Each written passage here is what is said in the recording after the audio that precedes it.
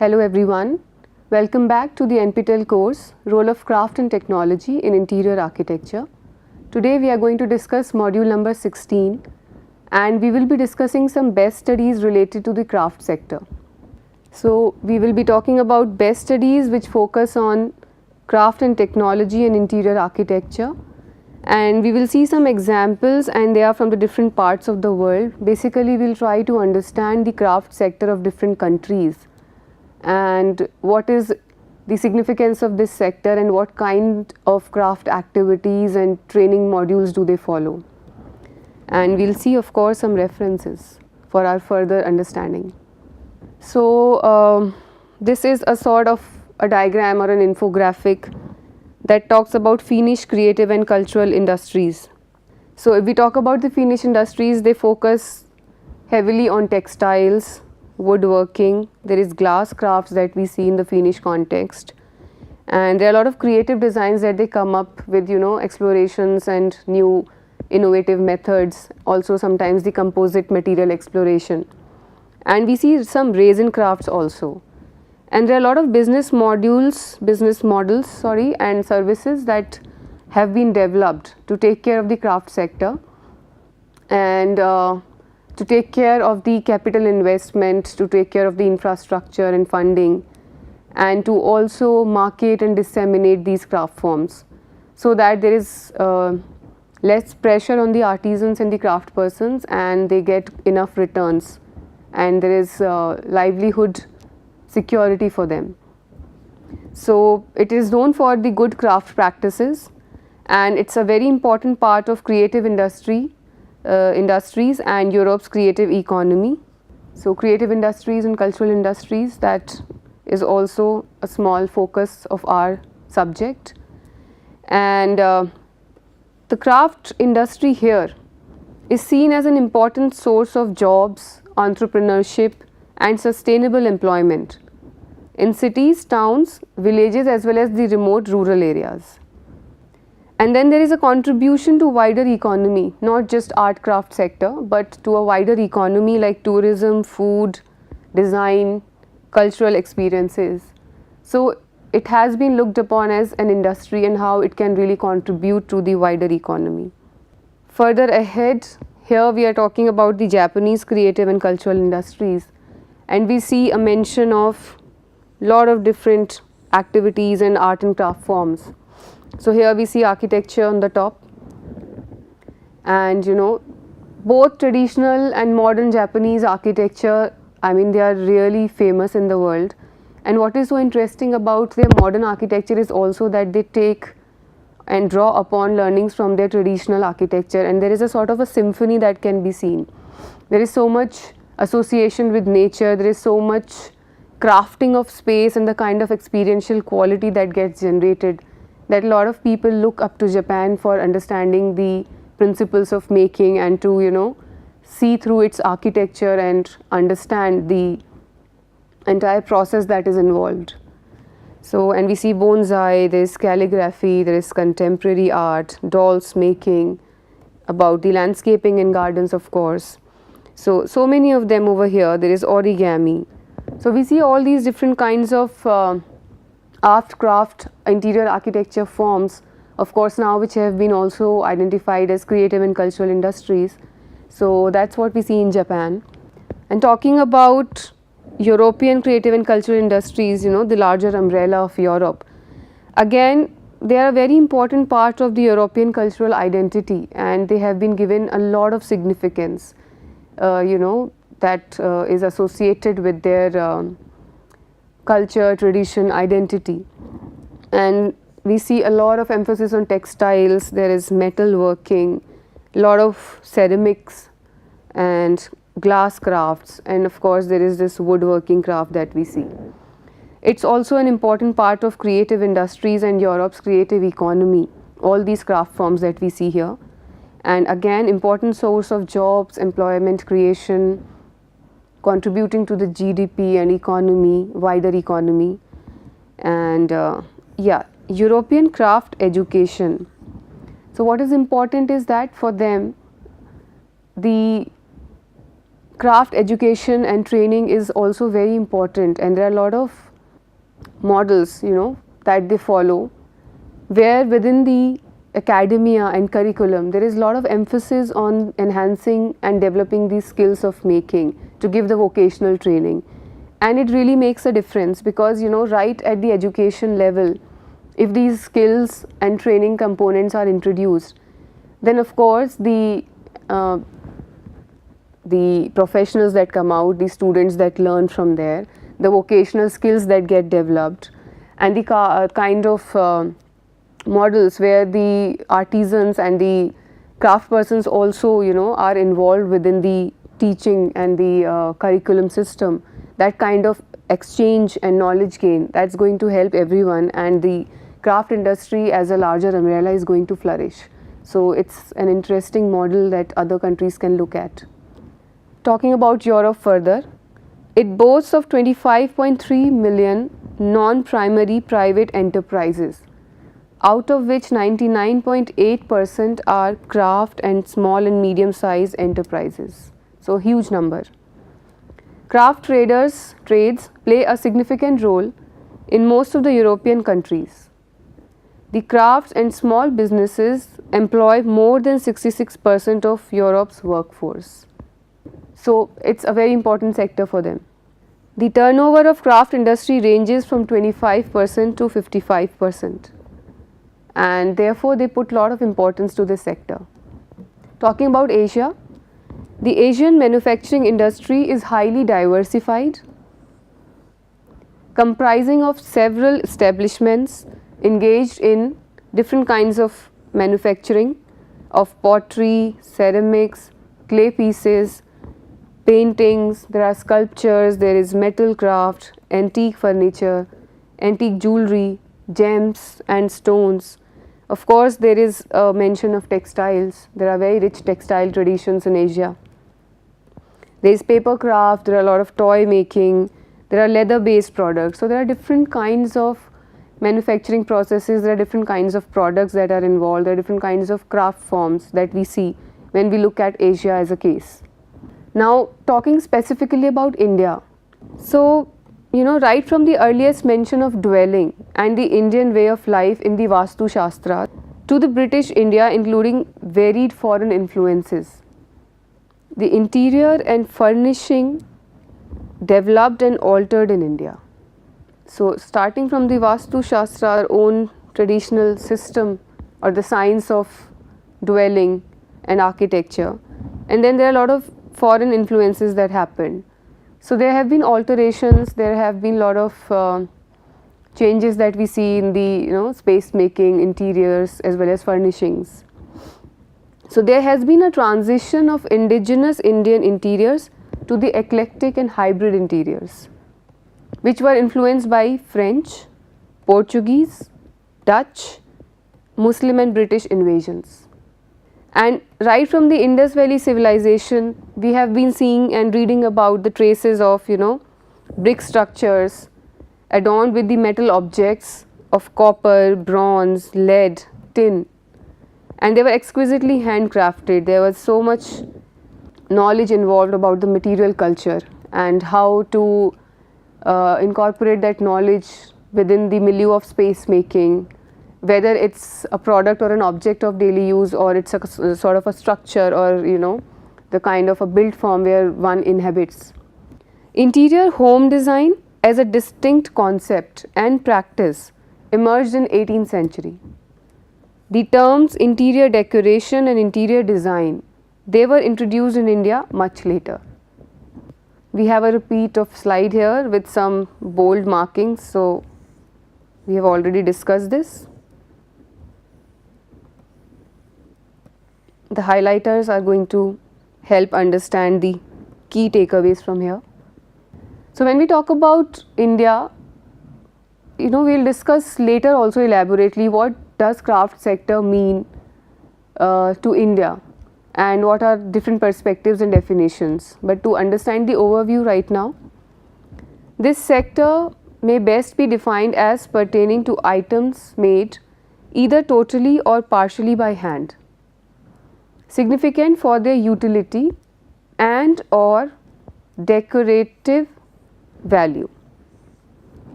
And the important thing to understand here is that the operational domain of the craft sector here in India includes statutory bodies. There are different ministries, there are departments, there are boards and autonomous institutions which are, involved in this sector. And the core ministry is the Ministry of Textiles, and then there are a lot of other, departments and the other statutory bodies that help in formulating the policies, monitoring them and seeing the activities associated with this sector. So, while drawing upon programs and schemes of rural development, skills development, MSME, tourism, culture, commerce, labor and industry. So, here again the craft sector contributes to a wider economy like we were seeing in the other cases. It also includes NGOs, social enterprises and market organizations, and there are a lot of vertical and horizontal linkages amongst all of them for the efficient and proper functioning. And there is a lot of emphasis on understanding the market, creating a network and empowering the craft persons and artisans. So, here what we see is some design on the silk, and India has been famous for its cottons and embroideries and silk designs, and this is a very interesting, very old design on silk. I have mentioned the source over here. Just putting some visual glimpses, what does craft sector mean to India, how it has been historically significant, what kind of examples we see and what kind of activities are involved. Some more examples. So, in the later part of the 18th century and the early 19th century, Murshidabad and Vishakhapatnam, they were the two prominent centers of ivory carving and furniture making. That is what we see here. So, there has been a significant presence of art and craft forms. There has been a lot of mention about these in a lot of the literature, especially if we see a lot of British travelogues and inventories and diaries. We would see a lot of mention of Indian art and craft forms, and especially if we see the literature that is related to the coming of Britishers and establishing the East India Company and making Kolkata as their trade capital. There we will see a lot of literature and a lot of diaries and descriptions and the travel details that would discuss all these intricate details of making, material culture and the craftsmanship of India. This is again a very interesting example where we see the interior and Impi household, and this is during the British in India, and we see some furnishings have been added, the interior details are now different from what it used to be an Indian household. We see this new kind of furniture being introduced. So, there are a lot of influences, but the transition surely happens in the style of making, but there are definitely a lot of craft skills involved at different stages in different time periods. Some more examples here we see of material culture and craftsmanship in Indian interiors, and we are talking about the Mysore Palace, this rich ivory work on this door we see here, the stained glass in the interiors, this carving over here that we see. Here we see these beautiful tiles on the wall. So, lot of rich intricate details in art and craft forms that have been associated with India. Talking about Africa, ceramics and pottery is considered to be one of the oldest trade commodities of Africa. The African crafts industry is considered to be one of the well managed and organized sectors, employing a major chunk of human population in various establishments. The craft industry of Africa is contributing significantly to the country's national economic growth. And the industry includes leatherwork, ceramics, woodwork, masks, and musical instruments. We'll talk about Australia and New Zealand now. So, like I said, we are trying to understand this sector in different countries of the world, and we are trying to understand these best studies from all over to establish the importance of crafts, and especially to take it further in the domain of space making, as we will see in our subsequent modules. So, again trying to understand this interrelationship between the craft, interior architecture, culture, creativity, and then also trying to understand the economics behind it, how different countries look at this sector and how they are contributing to the wider economy. So, when we talk about Australia and New Zealand, their craft industry comprises of several cottage industries specializing in niche products, and the key products exported by these countries, they include ceramic arts and crafts, jade jewelry, decorative hand blown glass. There is more jewelry, there is paper craft, homewares such as bed linen and placemats. There are wooden toys that we see over here, and then there are games made from native timbers and natural cosmetics. So, this is also an industry in itself, and the government spends a lot of funds per annum for the contemporary visual arts and craft sector. So, what we see as common here is that the sector has special significance, and all the countries and their governments are really putting forth all their efforts to develop this as a niche sector which contributes to the wider economy of the nation, and also makes them stand out in the international market with a distinct identity. So, a very fragile sector with lot of cultural connotations and lot of economic mechanisms involved. Australia's arts and cultural industry has seen an enormous growth over the past few years, and there is a lot of export that is seen now in the music, publishing, indigenous art and decorative arts.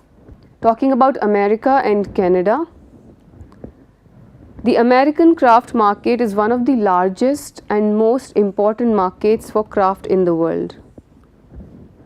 And the craft industry of Canada is highly diversified sector comprising of individual craft persons, studios, enterprises, media guilds, public and private galleries, retail and wholesale shows, also industrial organizations. So, again there is a sort of an entire establishment with so many stakeholders. There is a lot of economics involved, and there are a lot of exchanges involved, and this sector is growing and it is contributing to the economy, and there is a lot to learn from the specifically from the methods how their products reach the market. When we talk about India, we have always seen this kind of a gap, from making of the object to marketing it, making of the policies to implementing it. But when we are seeing these best case studies, especially the international context, it is good to understand what are their training mechanisms, how are the linkages formed between the artisan and the market, and then we can try to understand and imbibe some good principles in our context. South Africa now. So, crafts in South Africa can be described as well organized, focused on community based production in rural areas, and with trade being done in urban centers. So, they follow this method. Craft is increasingly associated with urban regeneration, skills transfer and economic opportunity. This sector gives rise to products that are conducive to mass marketing and are popular, especially with the tourists. It has been identified by role players in the public and private sectors as a viable MSME option, with increasing international links and exchange networks. So again a very significant industry. Continuing with South Africa, crafters are trained professionals or self-taught, usually organized into formal or informal groups, and these include NGOs, again MSMEs, and community-based workshops. Also, there is a lot of research and development which is done by the National Product Development Center and the National Craft Council, and they also produce this information handbook and information directory for craftspeople, which is a very significant source. There are numerous craft outlets that could be seen. There are markets and retail stores which are nationally present. And here again we see some public sector and private sector, departments and enterprises that are involved with the craft industry here. These are also the coordinating bodies. The South African Handbook of Arts and Culture is the most comprehensive resource book for this information. Also, these coordinating bodies that we see here, they are also very important sources of information. Talking about Zimbabwe, craft sector is characterized by groups producing collectively. Practitioners do this to take advantage of economic and informational infrastructures. So their focus is the collective group production, taking advantage of the common infrastructure, and to learn from each other most importantly. Crafts and visual arts in Zimbabwe are part of a larger dynamic cultural landscape. More than 50 national arts and culture organizations exist in the areas of music, dance, drama, visual arts, film, alongside viable private galleries, craft markets, retail outlets that specialize in crafts and visual arts. Further about Zimbabwe, several critical institutions exist to promote, preserve and manage the production in the various cultural industries in Zimbabwe. Overall management is the responsibility of the Ministry of Recreation, Sports and Culture. What we see in India is that at least 17 to 20 ministries are involved, and there are different aspects and different policies which fall under all these different ministries, and all of them collectively take care of the craft sector. Here the larger body that takes care of this industry is Ministry of Recreation, Sports and Culture. About training, very little exists in the way of formal training in crafts and visual arts, although a degree course is offered at the University of Zimbabwe. So their training needs some more attention, the training component, the capacity building component. Talking about Namibia, it is also like South Africa, this demonstrates the most well organized crafts and visual arts sector. Similarly to other SADC countries, crafts are particularly reliant on the tourist market. This sector has been identified as viable for growth, job creation and preservation of Namibia's rich cultural heritage. When we talk about training, skills development in the sector is approached as a joint responsibility of the Departments of Labour, Trade, Culture and Education, and they collectively contribute in enhancing the training. Mauritius, the wealth of natural resources in Mauritius are the raw materials for much of the craft objects produced. So they have the raw materials because it's rich in all its natural resources. Craft objects are of an export quality, but the export market is very limited. So their craftsmanship is good, they have raw materials, they have resources, but the export market is quite limited. About the training, limited formal training is offered. Informal training and skills transfer occurs on an ad hoc basis, as well as through the National Handicraft Center, where training is more structured. In the Ministry of Arts and Culture, the Arts Division deals with all artistic disciplines, while the Culture Division handles training, national cultural festivals and cultural exchange programs at regional and international levels. So they have these governing bodies and they have this mechanism which takes care of the training component. Talking about Mozambique, The Ministry of Culture, Youth and Sports is responsible for culture activities. There are few formally organized groups or institutions in crafts and visual arts, and repetition of style is common, and so is unevenness of quality. So they have to really work on their consistency and craftsmanship. About Lesotho, the craft sector is female dominated here. Despite the wealth of local talent, market pressures and lack of local art training institutions has resulted in the proliferation of cliché tourist souvenirs. So they have talent, but the market pressures and lack of local art training institutions, it has resulted in a very cliched craft industry which is more reduced to making just tourist souvenirs. Many of these are in fact designed by foreigners in a pseudo-African style.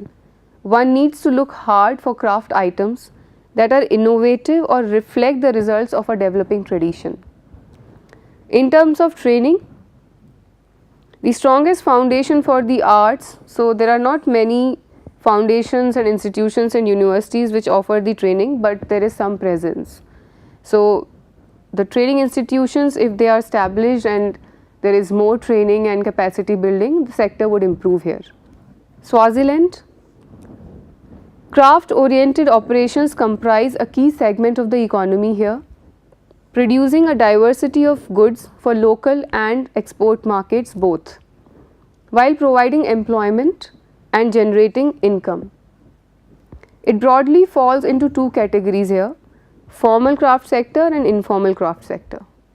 The informal crafts group mainly comprises rural Swazis who produce traditional items like baskets, carvings, clay pots. The formal craft sector include the production of wide diversity of goods including hand woven and knitted fabrics, tapestries, screen printed items, jewelry items, ornamental candles and glassware. For training, like Mauritius, the informal craft sector relies on the natural resources in the immediate environment such as grasses, trees for raw materials. Wood and soapstone carving is popular and relatively sophisticated. However, the demand for wood is contributing to deforestation, and that's happening in India also. The biggest training needs in the area now are resource conservation and management and promotion of local artisanal products for export. And I think the same here we face, same in India we face. You know, the resource conservation related problems, management related problems, marketing related problems. Malawi, their art and crafts is grouped, into three parts. So grassroots craft, entrepreneurial and the fine arts, and there are different activities within that. When we talk about the grassroots, they are not income generating, they are mostly utilitarian and functional crafts. The entrepreneurial, here we are talking about the exchange of money and trade. And fine arts mostly includes paintings and sculptures, and they generally include everything that is, the crafts generally include everything that is not painting according to their classification. Like we have been talking about the non-structural crafts, and we put the paintings and surface finishes under that as per the frameworks that we are following. But here the Malawi craft industry, the craft here, it doesn't include the painting. Now it is rich in natural resources, and the heritage is protected through different acts of parliament dealing with monuments and relics, museums, arts, craft and archives. About training, the indigenous knowledge systems have not been prioritized in the education syllabus, and that's again a huge gap. And similarly, we can talk in the context of India. So once this gap is bridged, of course this sector will really improve, and there will be the empowerment of the artisans and the craft persons. Also there would be better products and outcomes, and there would be wider contribution to the economy. Talking about the United Republic of Tanzania, the major issue here is that Kenyans travel into the region and they purchase large quantities of carving, which are then taken to their markets and sold. So a country specific product ends up being reproduced to become generic to the region. So that's the problem that United Republic of Tanzania is facing. And for their training part, the cultural sector is inclusive of 4 directorates: arts and languages, sport development, archives and antiquities, and they take care of the formal and community based training, but it has to further improvise. There is also craft industry in Angola, and they meet the demand for African art with the stylized and repetitive objects usually found in street markets and commonly known as airport art, lacking any real link to the deeper cultural undercurrents of the Angolan people. Again, there is a gap, there is no deeper connect to their identity and culture. Botswana, again, an important aspect of Botswana cultural heritage is history, traditional practices and material culture. The local market is too small to support crafts and visual arts. The role players in these sectors are seeing the value in creating relationships between socially uplifting projects focused on specific ethnic groups or communities and the cultural industries. So now already some importance has been associated to the sector and some initiatives have been taken. Visual art and craft training from secondary school level and upwards is an integral part of Botswana's school curriculum. That's important. So they have training component, but they have to work on their production and marketing. We have another case of Democratic Republic of the Congo, and here we see the carved objects in wood including masks, stools and other objects that originate from secular or ritual use. There is also a prominent textile tradition that we see. There are locally available raw materials that we see, and there are also some fibers that are seen and products are made out of those. Formal training is very limited in this sector. Seychelles relies heavily on tourism and supported by the private sector and coordinated and managed by varied organizations. Zambia is an emerging sector when we talk about the craft industry, and the Ministry of Community Development and Social Services is responsible for policy development and promotion of cultural activities such as art and craft here. For the training, they have the University of Zambia, which contributes a lot in terms of training, in terms of cultural research, and the cultural research happens through the center which they are, the institute which they have in this university, and there is a center for creative arts as well. So there is a formal training component, and probably they need to work a little bit on the informal training component. So in all the cases here that we saw, we just tried to understand what is the current state of the art, scenario of the craft sector in these countries, what are the different activities that they are involved in, what are the different ministries or governing bodies which take care of different activities, policy formation and marketing within the gamut of all these art and craft activities here in these countries. And we also try to understand what they lack and what kind of more improvisations could be done. But in all the cases that we saw, there is this strong presence of the value chain. Whenever we talk about the art and craft sector in any part of the world, there is a value chain involved, and when one has to really look forward to creating a significant change and improvement in the sector, it's important to understand the value chain. So there are, starting from the start, there are always beginnings in the value chain where there are different stakeholders involved, the craft persons, the artists, there are collaborations, there are institutions, commissions.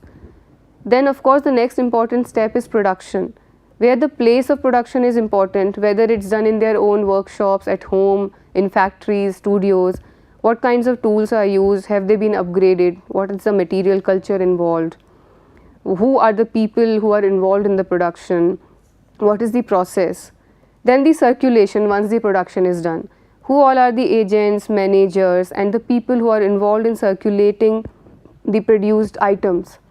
What are the delivery mechanisms? Are there exhibitions, festivals, museums, publications, pamphlets?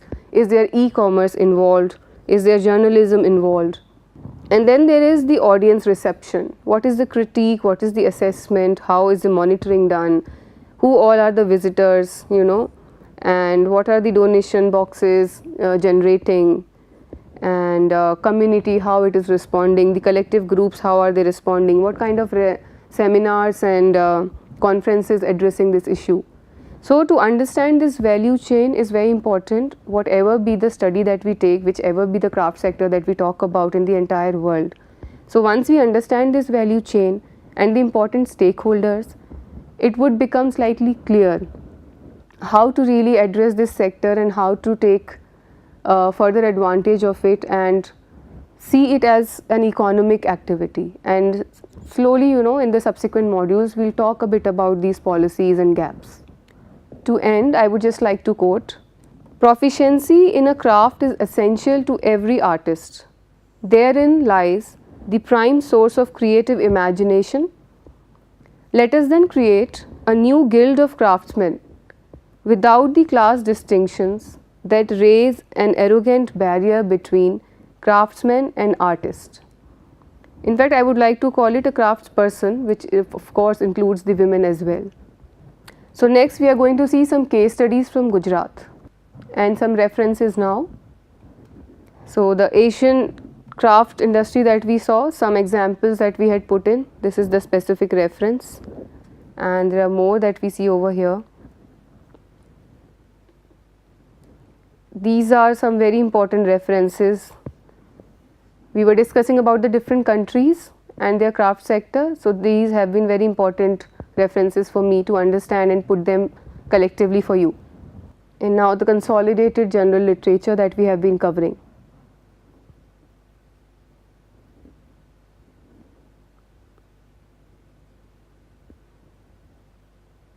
Thank you.